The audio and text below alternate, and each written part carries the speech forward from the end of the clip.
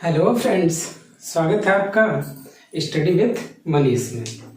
तो जैसा कि हमने अपने पिछले क्लास में बात किया था भारत में डचों के आगमन की, और मैंने आप लोगों को बताया था कि डच नीदरलैंड या हॉलैंड के निवासी थे।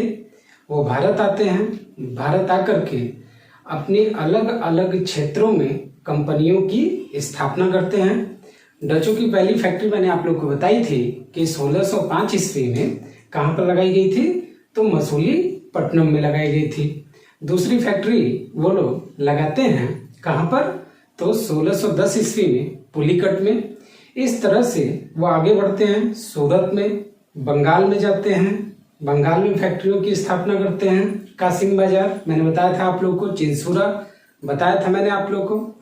इस तरह से धीरे धीरे वो भारत के क्षेत्रों पर अपना आर्थिक अधिकार मजबूत करते हैं। उसके बाद आप देखेंगे तो फिर भारत में आगमन होता है किसका, अंग्रेजों का। अंग्रेजों से पहले भारत में पुर्तगाली आ चुके हैं और डच आ चुके हैं। किस लिए? व्यापार करने के उद्देश्य से। अंग्रेज यूरोप में बैठे बैठे ये देख रहे हैं कि डच और पुर्तगाल कहाँ व्यापार कर रहे हैं, भारत से व्यापार कर रहे हैं, और उनकी दिन दुगनी रात चौगुनी समृद्धि हो रही है कहाँ पर, यूरोप में। तो जब यूरोप में पुर्तगाल और डच विकास पर पहुंचने लगे तो वहां पर बैठे बैठे अंग्रेज सोच रहे हैं कि भाई जब ये जा करके भारत से व्यापार कर सकते हैं तो हम क्यों नहीं, हमें भी भारत चलना चाहिए और भारत में जा करके क्या करना चाहिए, तो व्यापार करना चाहिए। तो हुआ ये कि घटना है 1599 ईस्वी की, ध्यान देंगे। 1599 ईस्वी में एक अंग्रेज था जिसका नाम था जॉन मिल्डन हॉल। जॉन मिल्डन हॉल, एक अंग्रेज जिसका नाम था जॉन मिल्डन हॉल, और ये पहला अंग्रेज है जो 1599 ईस्वी में स्थल मार्ग से होते हुए 1599 ईस्वी में स्थल मार्ग से होते हुए भारत आया। स्थल मार्ग से कहां पर आया, तो भारत आया। तो आपसे एग्जाम में सवाल पूछ देता है कि भारत आने वाला पहला अंग्रेज कौन था, तो उसका नाम था जॉन मिल्डन हॉल। और ये कब आया भारत में, 1599 ईस्वी में भारत आया अपने कुछ लोगों के साथ। और यहां आकर के जब ये घूम फिर रहा था तो पुर्तगालियों से इसका झड़प हो गया, और उस झड़प में इसने पुर्तगालियों को हरा दिया। हराने के बाद उनके सामान पर कब्जा करके लेके चला गया कहां, तो इंग्लैंड। अंग्रेज कहां के निवासी हैं, तो अंग्रेज निवासी हैं जिसको आप कहां पर, इंग्लैंड। इंग्लैंड, या आज आप लोग इसको इंग्लैंड आज कहते हैं, इसके पहले इसको यूके यूनाइटेड किंगडम भी कहा जाता है, ये भी याद रखिएगा, यूनाइटेड किंगडम। तो यूरोप में जो यूके है, इंग्लैंड है, यही इंग्लैंड और यूनाइटेड किंगडम के निवासी थे कौन, अंग्रेज। और भारत आने वाला पहला अंग्रेज कौन है, 1599 ईस्वी में जॉन मिल्डन हॉल। जब ये जॉन मिल्डन हॉल वापस पहुंचा इंग्लैंड, तो वहां जाकर के इसने कुछ व्यापारियों को यहाँ की आर्थिक स्थिति के बारे में बताया कि भाई भारत में जाकर के व्यापार करना बहुत सरल है, और व्यापार करने के उद्देश्य से अगर हम जाते हैं भारत तो हमें यूरोप में सामान बेच करके बहुत ज्यादा मुनाफा होने वाला है। किसने बताया, जॉन मिल्डन हॉल ने। तो 1599 ईस्वी में ही करीब करीब आप देखेंगे तो वहां इंग्लैंड में कुछ व्यापारी मिलते हैं आपस में, और आपस में मिल करके कितने लोग, तो 217 व्यापारियों का समूह, 217 व्यापारियों का समूह आपस में मिलते हैं, बातचीत करते हैं, और बातचीत करके ये 1599 ईस्वी में पहुंचते हैं कहां पर, तो 1599 ईस्वी में पहुंचते हैं इंग्लैंड की महारानी एलिजाबेथ प्रथम के पास। इंग्लैंड की महारानी एलिजाबेथ प्रथम के पास। और कहाँ ये पहुंचते हैं? तो पहुंचते हैं इन महारानी जी के पास, एलिजाबेथ प्रथम के पास, कि महारानी जी हमें भारत से व्यापार करने की अनुमति प्रदान कर दीजिए। किससे के पास? एलिजाबेथ प्रथम के पास। एलिजाबेथ प्रथम ने कहा अच्छा तुम्हें भारत के साथ व्यापार करना है? इन लोगों ने कहा हाँ करना है। तो बोली व्यापार तुम करोगे, पैसा तुम कमाओगे, उसमें मेरा क्या फायदा? किसने कहा? एलिजाबेथ प्रथम ने। तो व्यापारियों ने कहा कि ठीक है, जब हम भारत जाएंगे वहां मुनाफा कमाएंगे तो मुनाफे में कुछ हिस्सा आपको भी दे देंगे। किसको? एलिजाबेथ प्रथम को। अर्थात जो भी लोग भारत में आएंगे उसमें एलिजाबेथ प्रथम को पार्टनर बनाया जाएगा। एलिजाबेथ ने कहा हाँ ये बात सही है, ये बात अच्छी है कि आप हमें क्या बनाएंगे? पार्टनर बनाएंगे, हमको भी कुछ पैसा अर्न होगा, तो ठीक है हम आपको अनुमति देने के लिए तैयार हैं। और देखेंगे कि इन व्यापारियों के समूह को ध्यान से समझेंगे कि 31 दिसंबर 1600 ईस्वी को एक आज्ञा पत्र जारी किया गया। एक आज्ञा पत्र जारी किया गया और कहा गया कि आपको भारत देश के साथ या पूर्वी देशों के साथ 15 वर्षों तक व्यापार करने की अनुमति प्रदान की जाती है। एक आज्ञा पत्र 31 दिसंबर 1600 ईस्वी को जारी किया गया। इसी को मैग्ना कार्टा कहते हैं, महान अधिकार पत्र कहा जाता है, जो 31 दिसंबर 1600 ईस्वी को इन व्यापारियों को प्रदान किया था। किसने? तो महारानी एलिजाबेथ प्रथम ने।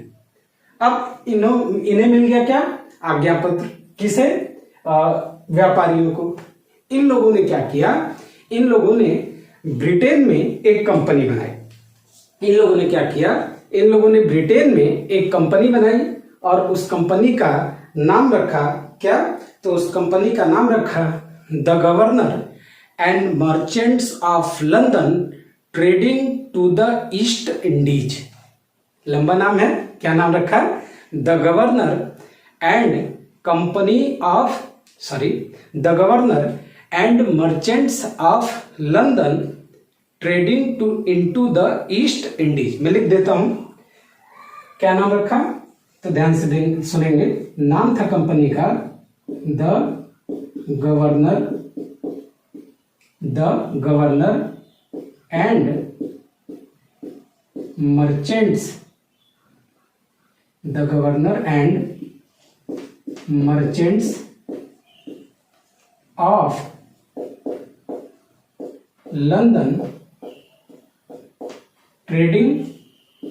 London trading into the East Indies. ये कंपनी का नाम रखा गया। इतनी लंबी चौड़ी कंपनी। यही कंपनी बनी कब? तो ये कंपनी बनी 1600 ईस्वी में। कब बनी? 1600 ईस्वी में कंपनी का निर्माण हो गया। क्या नाम था? The governor and merchants of London trading into the East Indies. अब ये कंपनी बनकर के तैयार हो गई 1600 ईस्वी में। 1600 ईस्वी में जब कंपनी बनी तो इस कंपनी को लगा कि अब हमें करना है कहां? भारत में व्यापार। लेकिन जब ये भारत में व्यापार करने के लिए आएंगे तो ये जो जॉन मिल्टन हॉल था, ये 1599 में ही लड़ाई कर चुका है। किससे? पुर्तगालियों से। और इसके बाद इनको लगा कि अगर हम डायरेक्ट भारत जाएंगे तो क्या होगा भाई? जाहिर सी बात है पुर्तगालियों से सीधे क्या हो जाएगा? संघर्ष हो जाएगा। और यहां एक और प्रॉब्लम थी। क्या? कि 217 लोगों की कंपनी थी। कौन? तो ये 217 लोग इस कंपनी में शेयर धारक थे। महारानी एलिजाबेथ प्रथम भी थी। तो क्या इतने सारे लोग मिलकर के भारत में आएंगे कंपनी चलाने के लिए? भाई कंपनी चलाने के लिए कुछ अधिकारी होते हैं, कुछ उसमें स्टाफ नियुक्त किए जाते हैं। ऐसे कैसे कंपनी चलेगी सिंपल सी?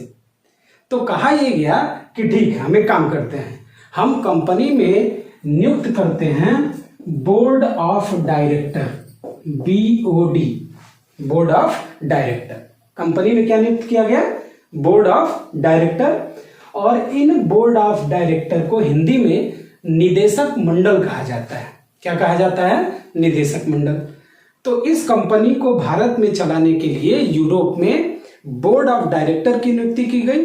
और इन बोर्ड ऑफ डायरेक्टर की संख्या कितनी थी? तो इनकी कुल संख्या थी 26। निदेशक मंडल में कुल कितने लोग थे? तो 26 लोग थे। बोर्ड ऑफ डायरेक्टर में कितने लोग थे? 26 लोग थे, जिनमें से एक व्यक्ति को बनाया गया डायरेक्टर और एक व्यक्ति को बनाया गया सब डायरेक्टर। एक व्यक्ति को डायरेक्टर मतलब निदेशक और दूसरे को उप निदेशक, और बाकी 24 लोग इसमें क्या थे? मेंबर थे। बाकी 24 लोग क्या है? इस कंपनी में मेंबर हैं। एक निदेशक, एक उप निदेशक और 24 लोग मेंबर। यही 26 लोग मिलकर के इस कंपनी को भारत में चलाएंगे। यही कंपनी आगे चल करके भारत में कहलाती है east India company. East India company का निर्माण होता है 1800, मतलब ईस्ट इंडिया कंपनी के नाम से यह कंपनी जानी जाएगी 1833 ईस्वी में। उसके पहले इस कंपनी का नाम यह था। 1833 ईस्वी में इसका नाम बदल के कर दिया जाता है क्या? East India company. अब यह कंपनी तैयार हो चुकी है और अब यह आएगी क्या? व्यापार करने। लेकिन ये डायरेक्ट भारत में व्यापार करने के लिए नहीं आते हैं। ये डायरेक्ट भारत में व्यापार करने के लिए नहीं आते हैं क्योंकि इनको पता है, क्या पता है कि 1599 में ई जॉन मेल्डनहॉल जाके लड़ाई कर चुका है। किससे? पुर्तगालियों से। और पुर्तगाली भारत में पहले से हैं, उनकी शक्ति भारत में ज्यादा है। तो इन्होंने सोचा अगर डायरेक्ट हम चलेंगे भारत में तो डायरेक्ट भारत में जाएंगे तो कहीं ऐसा ना हो जाते ही लड़ाई हो जाए। किससे? तो जाते ही लड़ाई हो जाए पुर्तगालियों से। इसलिए ये लोग 1601 ईस्वी में निकले और भारत में आकर के सीधे पहुंचे इंडोनेशिया।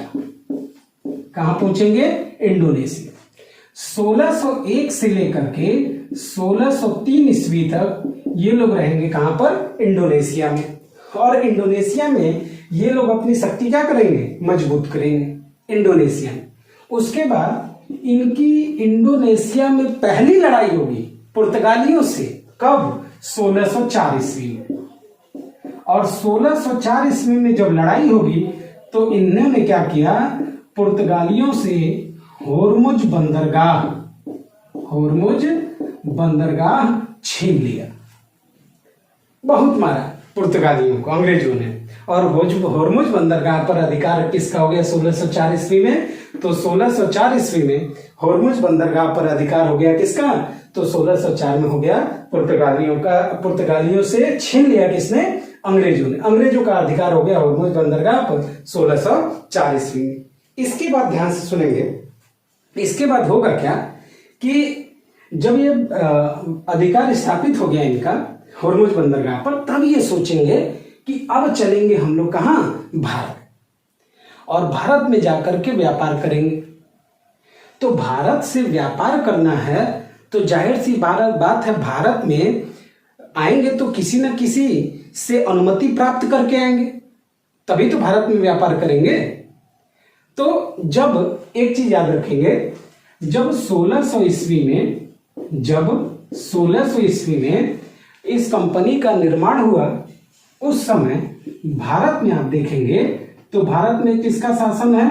अकबर का, मुगल साम्राज्य। मुगल शासक उस 1600 ईस्वी में भारत में कौन है? तो भारत में अकबर है। याद रखिएगा, सवाल पूछता है, सवाल पूछ देगा कि बताइए जब ईस्ट इंडिया कंपनी का निर्माण हुआ तो भारत में किसका शासन था? तो भारत में अकबर का शासन था। याद रखेंगे इस बात को। तो हुआ क्या? अगली घटना घटेगी कब?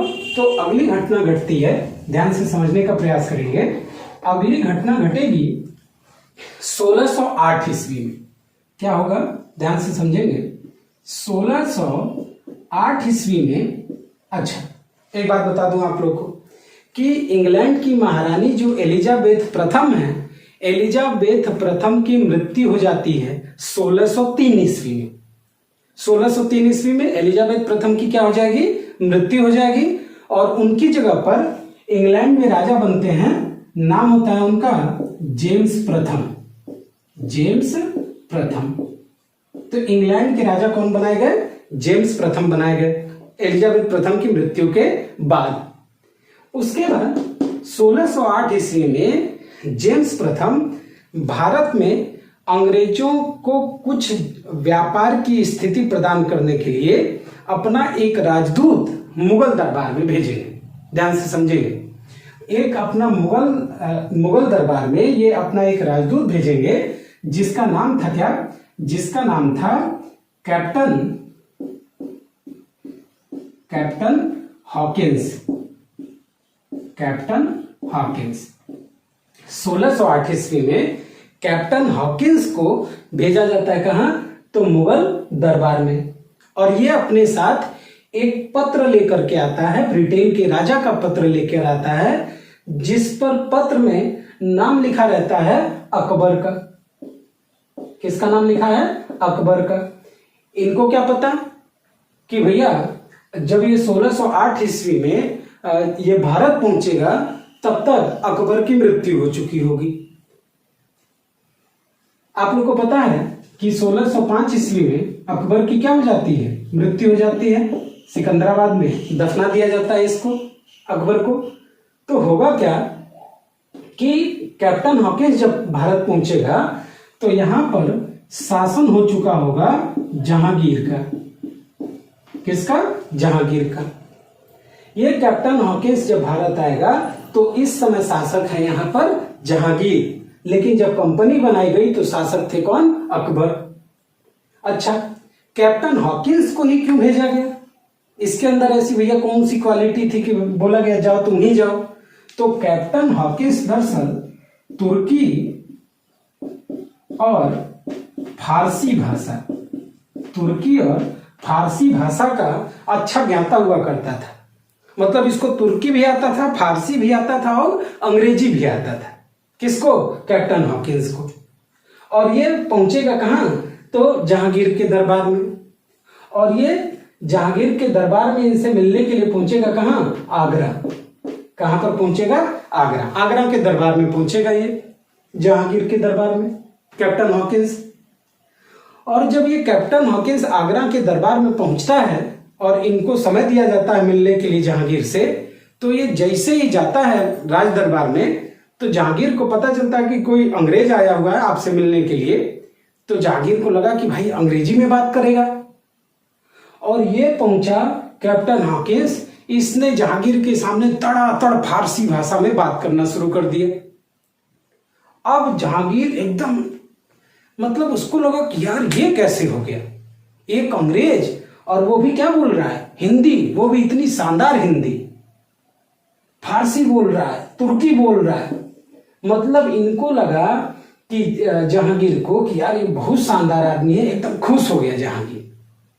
और ऊपर से जहांगीर की थोड़ी चापलूसी कर दी कि भाई आपका बहुत नाम है, यहां से लेके ब्रिटेन तक आप जिले लाई हैं। आप एकदम खुश कर दिया जहांगीर को। किसने? कैप्टन हॉकिंस ने। अब जब ये जहांगीर खुश हो गया तो इसने बोला कि चलो भाई ठीक है, अब ये बताओ आए काहे लिए हो? इतनी दूर से यहां पर किस लिए आए हो? वो उद्देश्य बताओ। तो इसने कहा कि हम भारत में व्यापार के उद्देश्य से एक व्यापारिक कोठी खोलना चाहते हैं, एक व्यापारी फैक्ट्री लगाना चाहते हैं, व्यापारिक कोठी लगाना चाहते हैं, जहां पर हम अपना सामान उमान ला करके रखेंगे और फिर वहां से उठा के उसको बेचेंगे। जहांगीर ने कहा बस इतनी सी बात, जाओ जाओ, तुमको हम अनुमति देते हैं। और 1608 में ही इसको अनुमति मिल गई। कहां पर? सूरत में फैक्ट्री लगाने की। कहां पर? सूरत में फैक्ट्री लगाने की। किसको अनुमति मिल गई? कैप्टन हॉकिंस को। इतना ही नहीं, ये जो भाई साहब हैं captain Hawkins, in captain Hawkins को क्या किया जहांगीर ने? कैप्टन हॉकिंस को जहांगीर ने 400 का मनसबदार बनाया। 400 का मनसबदार बनाया, अपने दरबार में रखा इनको। और इनको कुछ जागीरें भेंट की, कुछ जागीरें भेंट की। प्लस इतना ही नहीं, इनको इंग्लिश खां की उपाधि प्रदान की। कौन सी उपाधि? इंग्लिश खां। ये कैप्टन हॉकिंस, ये इसको आप लोग कैप्टन हॉकिंस नहीं कह रहे हैं, इसको लोग क्या कह रहे हैं? इंग्लिश खां। कोई काम हो रहा है तो इसको लोग क्या बुला रहे हैं? ओ भाई इंग्लिश खां इधर आओ, बताइए। ये कह रहा हम कहां फंस गए? इंग्लिश खां। और इससे बोला अभी तुमको जाना नहीं है, अभी तुमको 3 सालों तक हमारे राज दरबार में क्या देना है? सेवा देना है। और इनको रख लिया अपने राज दरबार में। किनको? कैप्टन हॉकिंस को। ठीक, कोई बात नहीं। 1608 में इनकी कंपनी बननी शुरू हो गई। कहां पर? सूरत में। किसकी? तो अंग्रेजों की। लेकिन जब ये कंपनी बनने लगी तो पुर्तगाली जो भारत में हैं उनको ये एकदम अच्छा नहीं लगा। उनके भी तो सोर्स रहे होंगे मुगल दरबार में, मंत्री, सेनापति, वो भी कहीं ना कहीं जुगाड़ बना के रखे होंगे। वो दौड़े दौड़े अपने जुगाड़ के पास पहुंचे और बोले यार ये क्या कर रहे हो तुम?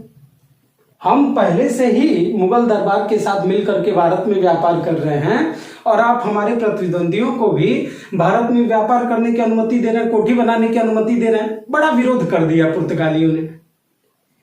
तो इस विरोध के कारण इनकी ये जो अनुमति मिली थी, ये अनुमति को जहांगीर ने क्या कर दिया? खारिज कर दिया। खारिज हो गई इनकी अनुमति 1608 ईस्वी में ही। और जब ये अनुमति खारिज हो गई, और किसकी वजह से खारिज हो गई? पुर्तगालियों की वजह से।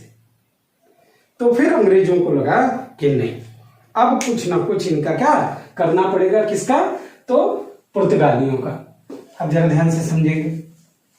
इसके बाद की घटना क्या होती है? इसके बाद की घटना घटती है 1611 ईस्वी में। 1611 ईस्वी में ध्यान से समझेंगे। 1611 ईस्वी में अंग्रेजों ने अपनी फैक्ट्री लगा ली मसूलीपट्टनम में। मसूलीपट्टनम में कहां पर लगा ली? मसूलीपट्टनम। मसूलीपट्टनम में डचों की भी फैक्ट्री थी, बताया था मैंने आप लोगों को। मसूलीपट्टनम में डचों की भी फैक्ट्री थी, ये मैंने आप लोगों को अगली वाली क्लास में बताया था, जो हमारी पिछली क्लास थी। ठीक है, अब हुआ क्या? अच्छा, एक चीज, अगर कभी आपसे एग्जाम में सवाल पूछे कि बताइए अंग्रेजों ने भारत में अपनी पहली कोठी कहां लगाई, पहली व्यापारिक फैक्ट्री कहां लगाई, तो आप मसूलीपट्टनम टिक करेंगे कि सूरत टिक करेंगे? भाई सूरत में 1608 ईस्वी में इनकी कंपनी बननी आरंभ हो गई थी सूरत में। और दूसरी फैक्ट्री इन लोगों ने जब ये खारिज हो गई अनुमति, तो इन लोगों ने क्या किया? मसूलीपट्टनम में शिफ्ट कर लिया। तो आपसे एग्जाम में सवाल पूछेगा तो आप किस पर टिक करेंगे? तो आप टिक करिएगा सूरत के ऊपर। क्यों? क्योंकि पुनः 1612 ईस्वी में इनको अनुमति मिल गई थी और 1613 ईस्वी में इन लोगों ने सूरत वाली कंपनी बनाकर तैयार कर दी थी। तो कभी भी एग्जाम में सवाल आएगा तो आप लोग याद रखिएगा कि जो कंपनी बनी थी इनकी पहली, वो सूरत में, और दूसरी कंपनी 1611 में बनेगी। कहां पर? मसूलीपट्टनम में। अब जरा ध्यान से सुनिएगा, इसके बाद क्या हुआ। एक सवाल आप लोगों से और पूछता है कि वो जो कैप्टन हॉकिंस भारत आया था राजदूत बन करके, किनका? अपने सम्राट जेम्स प्रथम था, वो कौन सी जहाज पर बैठ के आया था? ससुरा ये भी सवाल पूछ लेता है, बताओ कि कौन जहाज पर बैठ के आया है? कौन? Captain Hawkins. पूछा हुआ सवाल है। तो याद रखिएगा कि कैप्टन हॉकिंस जो था वो हेक्टर नामक जहाज पर बैठ करके आया था। किस जहाज पर बैठ करके आया था? तो हेक्टर नामक जहाज पर के बैठ के आया था। कौन? Captain Hawkins. क्या उपाधि मिली थी? इंग्लिश खां। कितने का मनसबदार? 400 का मनसबदार। जागीर भी मिला। 3 साल भारत में रहा। याद रखिएगा इस बात को। ठीक है, ये सब गतिविधियां संपन्न हुई। इसके बाद अगली घटना फिर घटेगी, जो आप लोग के एग्जाम की दृष्टि से इंपॉर्टेंट है। वो घटना घटेगी 1615 ईस्वी में। ध्यान से समझेंगे। 1615 ईस्वी में क्या होगा? 1615 ईस्वी में 1615 ईस्वी में एक और राजदूत भारत में आएगा। किसका? जेम्स प्रथम का। और जेम्स प्रथम का वो राजदूत जो भारत आता है 1615 ईस्वी में, उसका नाम है sir Thomas Roe. Sir Thomas Roe. रोते रोते बेचारा रोतड़ू आदमी टॉमस रो, बहुत बड़ा रोतड़ू आदमी टॉमस रो। और ये आएगा भारत में, और ये भी जाकर के मिलेगा किससे? जहांगीर से। और क्या कहेगा कि हमें भारत के सभी क्षेत्रों में व्यापार करने की अनुमति प्रदान कीजिए। किससे कहेगा? तो जहांगीर से कहेगा। जहांगीर ने कहा रुको, करेंगे, अनुमति प्रदान करेंगे, चिंता मत करो, लेकिन एक काम करो, पहले तुम हमारे राज दरबार में रहो, कुछ सेवा हुआ करो, उसके बाद उसके बदले में हम तुमको अनुमति प्रदान करने की सोचेंगे आगे चल के। अनुमति दी भी जाती है, बताते हैं अभी आप लोग को। तो क्या किया गया? जहांगीर के द्वारा सर टॉमस रो को क्या कर दिया गया? राजदूत बनाया गया। क्या बनाया गया? राजदूत बनाया गया। कहां कहां का? अजमेर, मांडू और इलाहाबाद। ध्यान से समझेंगे, अजमेर, मांडू और इलाहाबाद। इन 3 जगहों का राजदूत बनाया गया। किसे? सर टॉमस रो को। और कहा गया इन क्षेत्रों में जाओ, और जाकर के इन क्षेत्रों में पहले जाकर के मुगल प्रशासन देखो। अजमेर, राजस्थान, मांडू, रूपमती वाली और इलाहाबाद, यूपी, जाइए भैया, इन क्षेत्रों में जाइए और हमारा प्रशासन देखिए ठीक ठाक चल रहा है कि नहीं चल रहा है, टैक्स व्यवस्था ठीक से चल रही है कि नहीं चल रही है, ये सब देख। बेचारा आया था कहाँ? भारत में अनुमति लेने, राजस्थान जा रहा है, यूपी इलाहाबाद पहुंच रहा है। सोचिए आज स्थिति खराब है तो उस समय उस कंडीशन क्या रही होगी इन क्षेत्रों की। ये बेचारा आया था, सोचा था अनुमति मिल जाएगी, ये दर दर की ठोकरें खा रहा है भारत में। कौन? तो सर टॉमस रो। कोई बात नहीं, रोते रोते इसने कई क्षेत्रों में भारत में अनुमति प्राप्त कर ली। क्या लगाने की? तो फैक्ट्री लगाने की। और इसी कारण देखेंगे तो आगे चल के अंग्रेज फैक्ट्री अपनी लगाएंगे। कहां पर? तो आगरा में। कहां पर फैक्ट्री लगेगी? आगरा। फिर कहां फैक्ट्री लगाएंगे? तो अगली फैक्ट्री लगाएंगे भड़ौच। सूरत में तो फैक्ट्री थी ही, सूरत में फैक्ट्री के बाद अगली फैक्ट्री इनकी लगेगी कहां? तो सूरत में लगने के बाद अगली फैक्ट्री लगेगी भड़ौच में। तो याद रखिएगा कि इन सब जगहों पर फैक्ट्री लगाने का काम किसके द्वारा किया जाता है? सर टॉमस रो अनुमति प्राप्त करता है। और अहमदाबाद, इन 3 जगहों पर फैक्ट्री लगाई जाएगी। अच्छा, ये कब से कब तक भारत में रहा? तो 1615 ईस्वी से लेकर के 1619 ईस्वी तक ये भारत में रहता है। कौन? Sir Thomas Roe. और फिर इसके बाद ये भारत से चला जाता है, इसको वापस बुला लिया जाता है ब्रिटेन के सम्राट के द्वारा। ठीक, इसके बाद जो अगली घटना घटेगी, ध्यान से समझेंगे, अगली घटना है 1632 ईस्वी की। कब की? 1632 ईस्वी में। और 1632 ईस्वी में अंग्रेज पहुंचेंगे गोलकुंडा रियासत। गोलकुंडा रियासत, राजा भैया वाला कुंडा नहीं है, गोलकुंडा रियासत है। तो गोलकुंडा रियासत पहुंचेंगे कौन? अंग्रेज। और गोलकुंडा रियासत में अंग्रेजों को 1632 में एक बहुत बड़ा अधिकार प्राप्त हो जाता है। 1632 ईस्वी में क्या? यहां के राजा ने क्या किया? इनके लिए एक फरमान जारी किया। इनके लिए एक फरमान जारी किया जिसे सुनहरा फरमान कहा जाता है। गोल्डन अपॉर्चुनिटी मिली इनको, सुनहरा फरमान मिला इनको। क्या मिला? इनसे कहा गया कि एक काम करिए, आप 12,000 रुपया हमको दे दीजिए और 12,000 रुपया देने के उपरांत इस पूरे के पूरे रियासत में टैक्स फ्री व्यापार करिए, कर रहित व्यापार करिए पूरे के पूरे गोलकुंडा रियासत में। उनके आप बंदरगाहों का प्रयोग करिए, उनके आर्थिक संसाधनों का प्रयोग करिए, सामाजिक संसाधनों का प्रयोग करिए, कोई दिक्कत नहीं, आराम मौज से एकदम टेंशन फ्री। कितने रुपए के बदले? 12,000 रुपए के बदले। खुश हो गया एकदम अंग्रेज, बोला बहुत शानदार। खैर, इसके बाद देखेंगे तो ये जो आप देखेंगे हुआ क्या, अगली घटना क्या घटती है, ध्यान से समझेंगे। अगली घटना आपको घटेगी कब, तो अगली घटना घटेगी आप देखेंगे 1639 ईस्वी में। जरा ध्यान से सुनिए, अगली घटना कब की है, अगली घटना है 1639 ईस्वी। ये और मजेदार टॉपिक है। क्या, अंग्रेज पहुंचेंगे चंद्रगिरी के शासक के पास, चंद्रगिरी के शासक के पास, चंद्रगिरी के शासक के पास दक्षिण भारत में। और चंद्रगिरी के शासक के पास ये जाते हैं तो उनसे क्या कहते हैं कि एक काम करिए, आप हमको जो आपके एरिया का मद्रास वाला हिस्सा है वो मद्रास हमें पट्टे पर दे दीजिए। पट्टा समझते हैं ना, लीज पर लेना, मतलब किसी से किसी की भूमि उनको कुछ पैसा दे करके 50 साल के लिए 100 साल के लिए पट्टे पर ले लिया जाता है। तो वही हुआ, चंद्रगिरी के शासक से इन्होंने मद्रास को पट्टे पर ले लिया, पूरा का पूरा मद्रास, पूरा का पूरा मद्रास। ये आप देखेंगे तो मद्रास की कहानी, तो ये वाला जो हिस्सा है दक्षिण भारत में, तो ये पूरा का पूरा हिस्सा हुआ करता था मद्रास। और ये मद्रास जिसको आज आप लोग आज के टाइम में चेन्नई के नाम से जानते हैं, तो इस मद्रास को इन लोगों ने ले लिया पट्टे के ऊपर। अच्छा, यहीं पर आप देखेंगे तो एक जगह हुआ करता था, मैंने आप लोग को बताया था, पुलिकट। और पुलिकट में डचों ने अपनी फैक्ट्री बना कर रखी हुई थी, जहां पर वो सोने का सिक्का, मैंने आप लोग को बताया था पिछले वाली क्लास में कि सोने का सिक्का पगोडा छापा करते थे।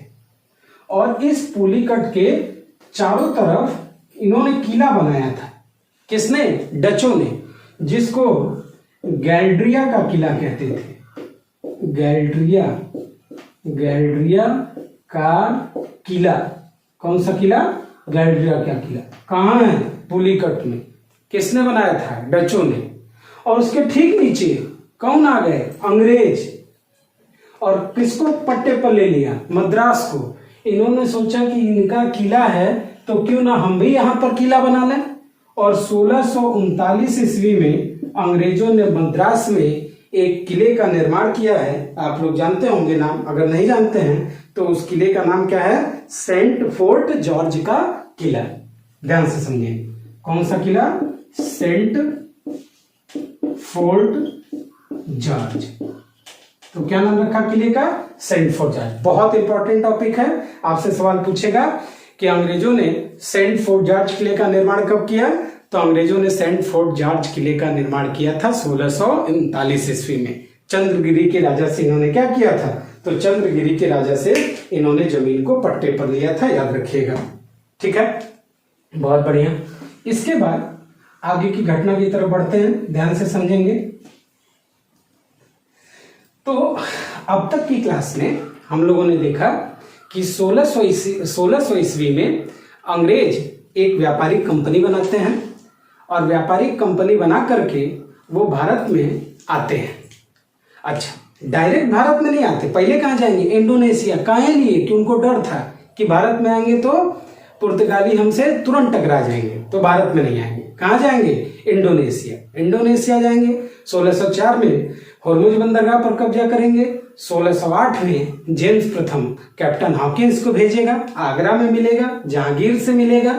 जहांगीर से मिल करके उनसे मांगेगा अनुमति, मिलेगी अनुमति 1608 में किला बनाने की, 1608 में कोठी बनाने की। भैया कोठी बनाओ। पुर्तगालियों ने विरोध किया, पुर्तगालियों ने विरोध कर दिया तो कैंसिल हो गया। फिर 1612 ईस्वी में अनुमति दे दी जाएगी। 1613 में सूरत का जो आपका व्यापारिक कोठी थी बनके तैयार हो जाएगी। लेकिन उसके पहले 1611 ईस्वी में मसूलीपट्टनम में ये क्या करेंगे?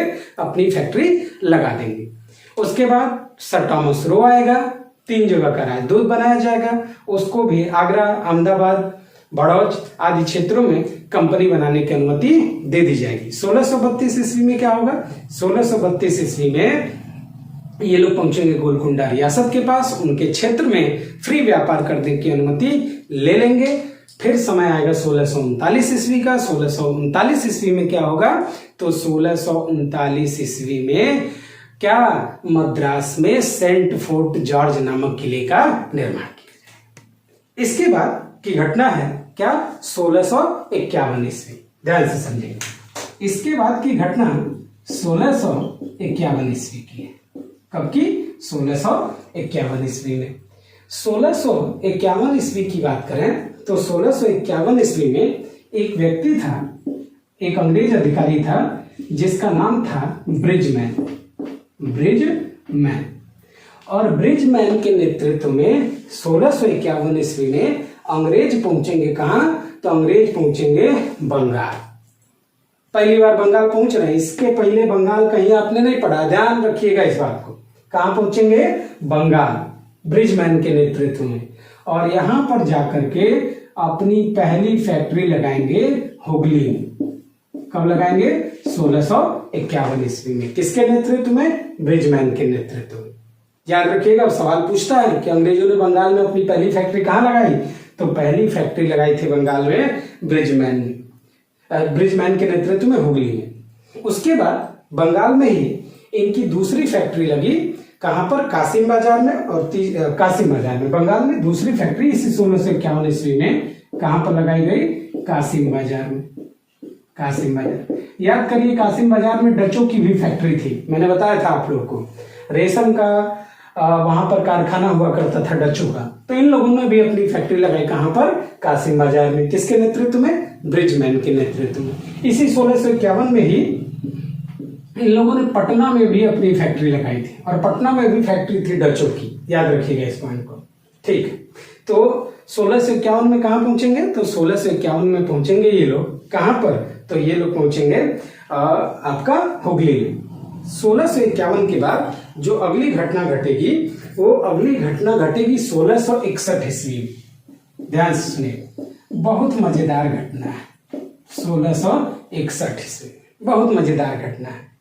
क्या मजेदार घटना है, यहाँ पर अभी तक चारों तरफ लड़ाई चल रही है, पुर्तगालियों की अंग्रेजों से, अंग्रेजों की डचों से, डचों की पुर्तगालियों से, चारों तरफ लड़ाई। लेकिन 1661 ईस्वी में एक प्रेम की घटना घटी। हाँ बिल्कुल, प्रेम की घटना घटी। और कैसी घटना घटी, तो 1661 ईस्वी वह डेट है जब पुर्तगाली राजकुमारी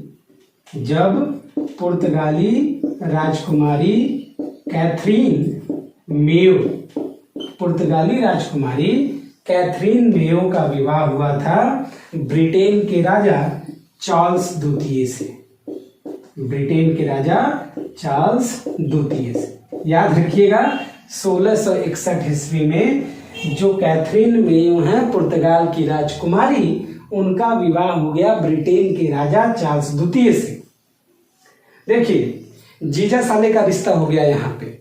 किससे, पुर्तगालियों से और ब्रिटेन से, इंग्लैंड से। तो क्या अब इंग्लैंड वाले लोग भारत में पुर्तगालियों के ऊपर किसी भी प्रकार का कोई लड़ाई वाला कार्य कर सकते हैं क्या? बिल्कुल भी नहीं। क्यों? क्योंकि जब राजा ही इनके नियंत्रण में आ गए, पुर्तगालियों के, कैथरीन मेयो के, तो फिर राजा के सिपाही लोग भारत में क्या ही कर सकते हैं। ठीक है, कोई बात नहीं। तो कैथरीन मेयो का जब विवाह संपन्न हो गया, तो इसके बाद यहां पर एक अंग्रेजों को बहुत बड़ा फायदा हुआ। देखिए, अभी 1661 तक आते आते भारत में पुर्तगालियों की स्थिति बहुत खराब हो गई थी। उनके क्षेत्र में एक शहर हुआ करता था जिसका नाम था मुंबई। मुंबई ये किसके अधिकार क्षेत्र में था? तो मुंबई अधिकार क्षेत्र में था पुर्तगालियों के। और पुर्तगालियों ने मुंबई को दहेज में दे दिया। दहेज में दे दिया किसे? चार्ल्स द्वितीय को। सोच के देखिए, चार्ल्स द्वितीय को मुंबई क्या मिल गया? दहेज में मिल गया। भैया मुंबई ले जाओ।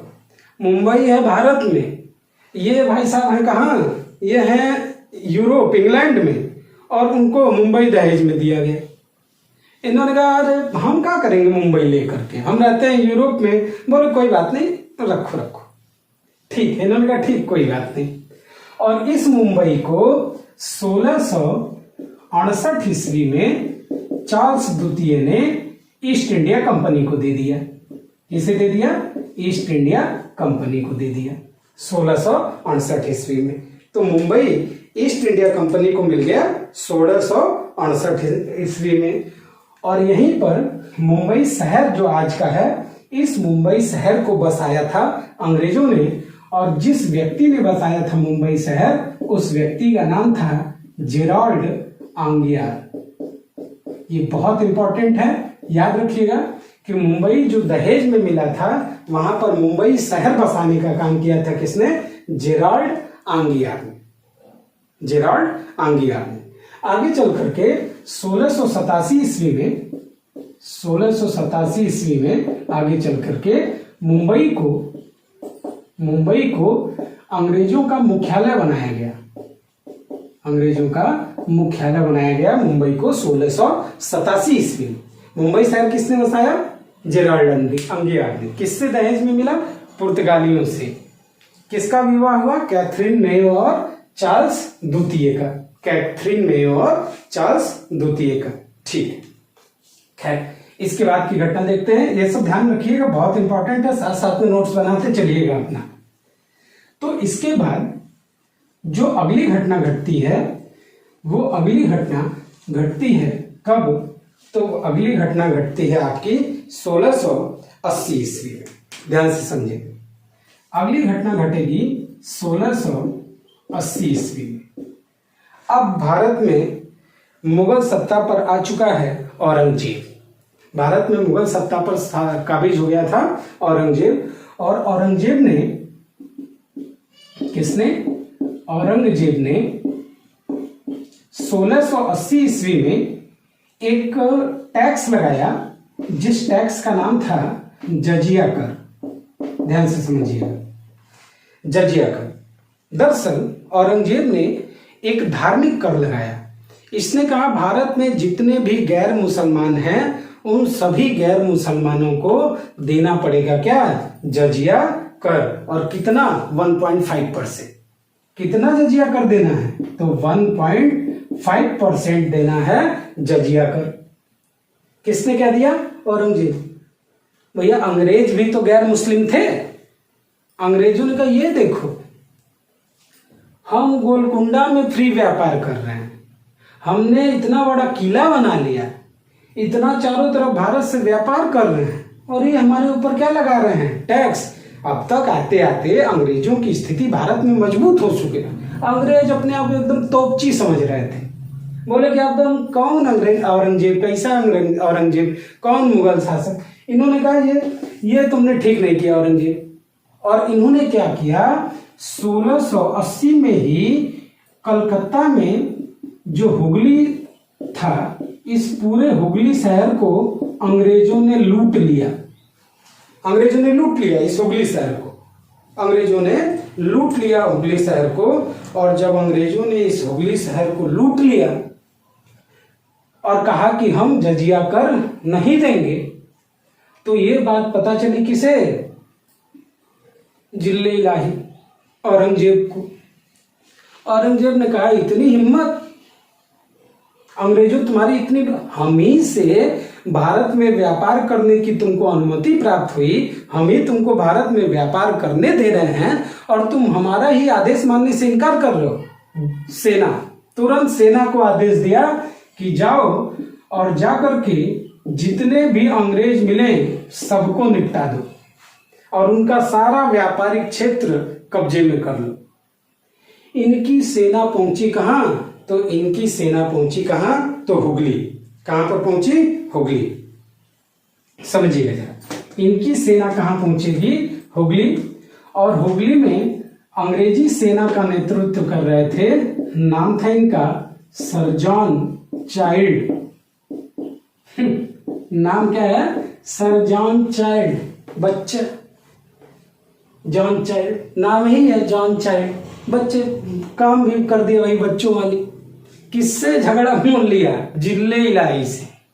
ये क्या अपने आप को बहुत बड़ा क्या समझ रहे थे? तोपची, कि हम बहुत बड़े तोपची हैं। किससे लड़ाई करेंगे? जिले इलाही से। इन्हें कहा रुको बताते हैं। पहुंची सेना, और जहां जहां अंग्रेज मिले इन सबको बुरी तरीके से पराजित किया। किसने? औरंगजेब ने, औरंगजेब की सेना ने। और जब ये पराजित होने लगे तो भाई मरने से अच्छा है कि भाग जाओ। और ये लोग युद्ध मैदान छोड़ करके यहीं पर एक द्वीप हुआ करता था बंगाल में, जिसका नाम महासागर में, उस द्वीप का नाम था फुल्टा द्वीप। फुल्टा द्वीप जा करके जॉन चाइल्ड और इनके जितने भी अधिकारी थे रण छोड़ करके भाग के छिप गए जा करके। कहा? फुल्टा द्वीप में। जान बची तो लाखों पाए। किसने कहा? सर जॉन चाइल्ड ने। बच्चा था। औरंगजेब ने कहा हमसे टक्कर, जाके छिपे। और इनका जितना भी फैक्ट्री वैक्ट्री था उन सभी फैक्ट्रियों पर कब्जा जमा लिया। किसने? अंग्रेजों ने। बाद में अकल आई कि यार ये क्या कर दिए, इतना गलत कैसे कर दिए। जा करके अब इनके पास कोई रास्ता नहीं बचा औरंगजेब से माफी मांगने के बदले। अब कोई रास्ता नहीं है। अब क्या है? औरंगजेब से क्या करना पड़ेगा? माफी मांगना पड़ेगा। तो एक व्यक्ति था जिसका नाम था जॉब चारनाग। चारनाग थी इसकी, जॉब चारनाग। क्या नाम इसका? जॉब चारनाग। ये जॉब चारनाग पहुंचेगा किसके पास? तो ये जॉब चारनाग पहुंचेगा औरंगजेब के पास। और जाते ही औरंगजेब के पैरों में गिर जाएगा, बोलेगा प्रभु जिल्ले इलाही, हम तो आप ही की संतान हैं। मतलब आप हमारे राजा हैं, हम आपके राज्य में रहते हैं, आप ही हमने हमें सारी चीजें दी, छूट दी, सारी चीजें दी। अब आपने क्या किया? हमारे सारे क्षेत्रों पर कब्जा जमा लिया। औरंगजेब ने कहा बच्चों वाली हरकतें भी तो की थी चाइल्ड ने।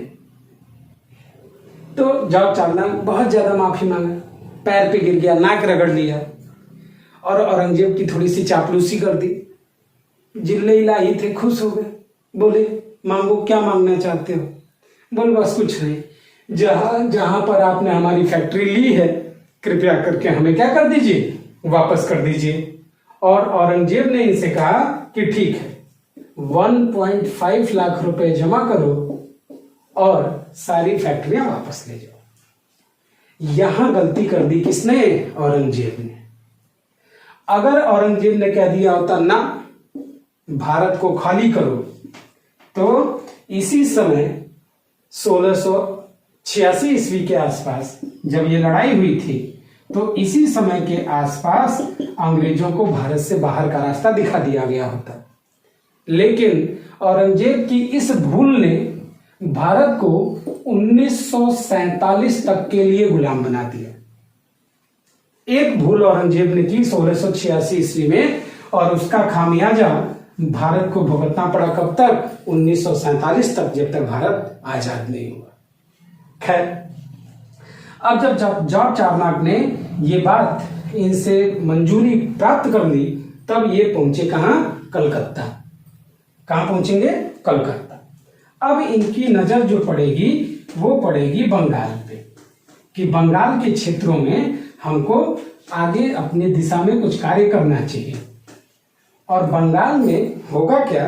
तो 1698 ईस्वी में, 1698 ईस्वी में, ध्यान से समझेंगे, 1698 ईस्वी में बंगाल में क्या होगा? तो बंगाल में बंगाल के सूबेदार थे अजीमू शान। बंगाल के सूबेदार अजीमू शान थे, और उस अजीमू शान से इस जॉब चारनाग ने क्या किया? 3 जगहों का जमींदारी अधिकार ले लिया। 3 जगहों का जमींदारी अधिकार ले लिया जॉब चारनाग ने सूबेदार अजीमू शान से। सूबेदार थे, नाम था उनका अजीमू शान। नाम क्या था? अजीमू शान।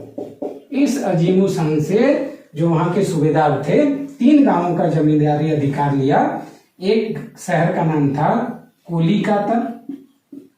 कोलिकाता 3 गांवों की जमींदारी मिली थी। एक गांव का नाम था कोलिकाता, दूसरे गांव का नाम था सूतानती, और तीसरे गांव का नाम था क्या? गोविंदपुरी। गोविंदपुरी। इन 3 गांवों की जमींदारी अधिकार मिल गई किसे? अंग्रेजों को। और इन्हीं तीनों गांवों पर जॉब चारनाग ने आगे चल के कलकत्ता शहर बसाया। कौन सा शहर? कलकत्ता शहर। किसने बसाया? जॉब चारनाग ने। मुंबई किसने बसाया? जेराल्ड आंगियार ने। कलकत्ता किसने बसाया? तो कलकत्ता बसाया था किसने? जॉर्ज चारनॉफ ने। और यहीं पर इसी कलकत्ता में अंग्रेजों ने अपना एक बहुत फेमस किला बनाया था, जिस किले का नाम था फोर्ट विलियम का किला। फोर्ट विलियम का किला। तो फोर्ट विलियम का किला कब बनाया गया? तो 1700 ईस्वी में। 1700 ईस्वी में फोर्ट विलियम का किला बनाया गया। किसके द्वारा? अंग्रेजों के द्वारा। कहां पर बनाया गया? तो ये बनाया गया था कलकत्ता में। क्लियर हो गई इतनी बात? कहां पर किला बना? तो कलकत्ता में। इसके बाद अगली घटना घटेगी। देखिए 1707 ईस्वी में औरंगजेब की हो जाती है मृत्यु। 1707 में जब औरंगजेब मर जाता है तो आगे आते हैं उत्तरवर्ती मुगल शासक, और उसमें एक मुगल शासक, बस थोड़ा सा टाइम और, एक उत्तरवर्ती मुगल शासक आता है जिसका नाम है फर्रुखसियर। फर्रुखसियर। इतिहास में फर्रुखसियर को घृणित कायर के नाम से जाना जाता है। क्या कहते हैं इसको? इतिहास में फर्रुखसियर को घृणित कायर के नाम से जाना जाता है। क्यों? किस लिए? ये आगे मैं आप लोग को बताऊंगा मध्यकालीन इतिहास वाले चैप्टर में। 1713 में ये मुगल शासन की गद्दी पर बैठता है और 1709 ईस्वी तक रहता है। इस फर्रुखसियर को एक बीमारी हो जाती है। बीमारी क्या? चेचक हो जाता है इसको, और इसको लगता है कि कहीं मेरी मृत्यु ना हो जाए। तो मृत्यु के डर से एक अंग्रेज के पास जाता है और उससे कहता है भाई तुम्हारे यहाँ कोई बढ़िया डॉक्टर हो तो भेजो, हमारा इलाज करे। तो अंग्रेजों के यहाँ पर एक बहुत बढ़िया डॉक्टर हुआ करता था जिसका नाम था विलियम हैमिल्टन। ध्यान से सुनिएगा, जिसका नाम था विलियम हैमिल्टन। इस विलियम हैमिल्टन ने क्या किया?